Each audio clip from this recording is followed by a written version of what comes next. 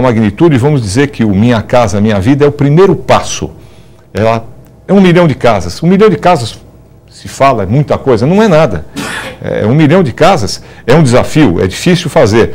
Mas nós precisamos de 8 milhões de casas só para cobrir aquelas famílias que não têm habitação hoje. Chama-se déficit. Faltam habitações para essas famílias. 8 milhões de famílias.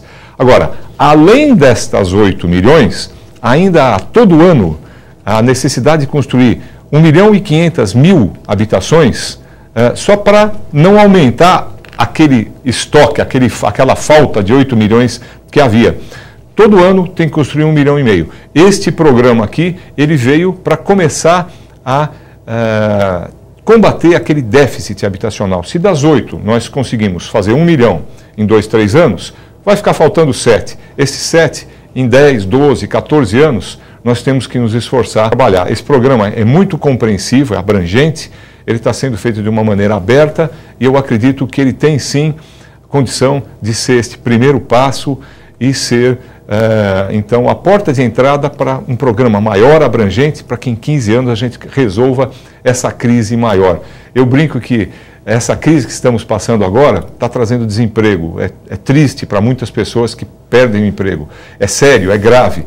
Mas ela é uma crise curta. Daqui 1 ano, 2 anos, ela vai ser, com certeza, uma página virada num livro de história econômica. Mas a falta de habitação, com certeza, daqui a 10 anos ainda vai estar devendo. Daqui a 15 anos nós vamos estar com muita competência tentando terminar. É uma crise mais importante, uma crise de mais longa duração, a crise de habitação no Brasil. Não haveria uma certa coincidência com as pessoas que são alvo do programa Minha Casa Minha Vida e os que já são alvo de programas sociais do governo, como o Bolsa Família? Um pouco disso. A primeira é a questão do emprego, que o senhor colocou, que é mais emergente, urgente, né?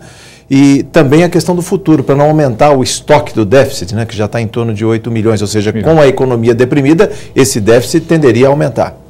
Tenderia a aumentar, eu acho que tenderia a aumentar sim, porque as populações estão continuamente aumentando nos estados, né? E como você falou, esses programas de ajuda social são essenciais. São complementares. São complementares. Há sempre críticas aos programas, não à essência em si deles, mas a detalhes. Por exemplo, nós estamos sempre sugerindo que para programas tais como o Bolsa Família, a nossa sociedade se dedique a montar uma saída.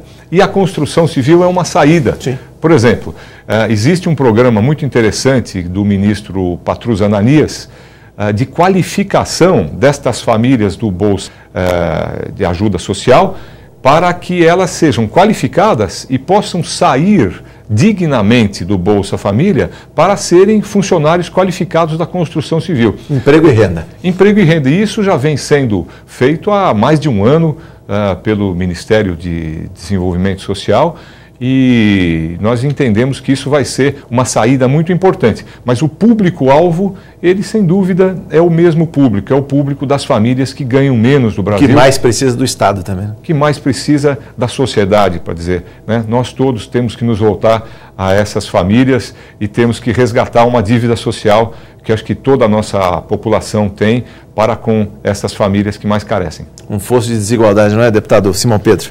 Eu queria só dizer que o Bolsa Família, ele veio para resolver as carências mais básicas, né? Ou seja, combater a fome, a família que não tem condições de comprar o remédio, os gastos mais elementares para a pessoa ter dignidade. Agora, a casa é eu achei muito feliz esse nome Minha Casa Minha Vida, porque de fato é onde que a família se estrutura. A segurança da família é ter uma casa, né? Eu já passei por isso e fiquei muito contente com esse nome, né?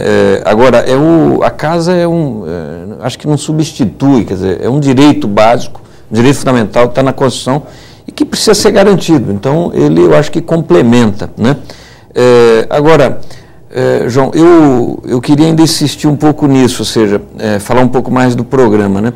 O déficit habitacional, ele, pelo que eu sei, por exemplo, pegando o caso de São Paulo, né, 83% é de famílias que ganham até 3 salários mínimos, ou seja, são as famílias mais pobres que precisam de uma casa, né?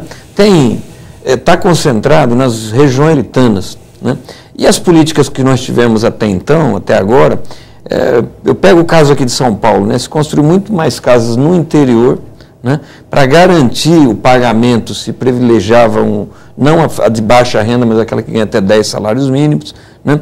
Então, acho que esse programa, eu fico contente, queria te perguntar se é isso mesmo, João, porque ele vai ao encontro dessas famílias que precisam, né? Ele tem essa preocupação em garantir que a família continue pagando, né? Tem um enorme subsídio, porque a casa acaba sendo, para uma família que ganha pouco, um item caro, né? 40, 50 mil reais. Então, o governo teve essa preocupação, mas sem se esquecer também daquele segmento que ganha até 10 salários mínimos, né? Se ampliou, por exemplo, o valor do financiamento para atingir setores da classe média. Ou seja, eu acho que não é um programa completo, mas ele olhou todas as dimensões do problema, né? E eu queria te perguntar isso. Você acha que o programa, ele teve essa preocupação com o global do problema da moradia? Teve. Eu acho que teve sim a preocupação com o global. Ele foca naquelas famílias que ganham até 3 salários. O programa contempla 400 mil unidades programadas para essas famílias. Eu acho que é o foco. Mas ele não se contenta em suprir essas famílias. Também tem um conjunto de medidas um pouquinho diferente para aquelas famílias que vão de 3 a 6 salários e outras medidas um pouquinho diferentes para aquelas que vão de 6 a 10. O programa é abrangente, sim, e ele procura fazer com que aquela família de 0 a 3 salários, até 3 salários mínimos, ela possa comprar. Mas como uma pessoa que ganha o total de R$ 1.400, mais ou menos, é difícil para ela fazer um pagamento de uma parcela muito grande. Então, o governo limitou até 10% do seu salário.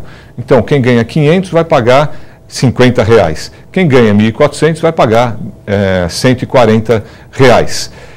O restante é subsídio. Subsídio nada mais é do que uma ajuda da nossa sociedade a essa família que precisa ter a sua moradia.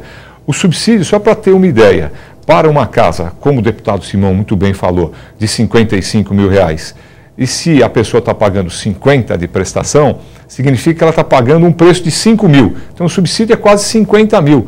Pode ser um subsídio para estas famílias até 3 salários, pode variar aí de 75%, 80%, 85% do preço total da casa que a sociedade estará dando para esta família, para que ela tenha condição de morar.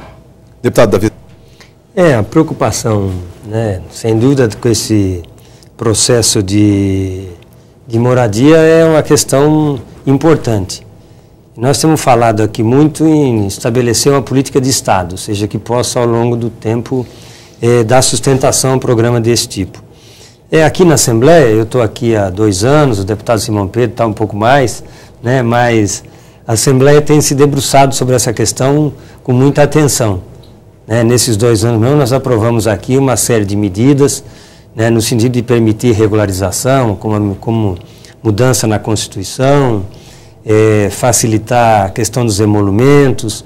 Então, nós aprovamos aqui nesses últimos 2 anos um conjunto de leis. Do Conselho, né, e do Fundo Estadual. Criação do Conselho e do Fundo Estadual. Então, uma série de medidas, algumas das quais eu estou vendo, inclusive, sendo incorporadas nesse processo neto agora.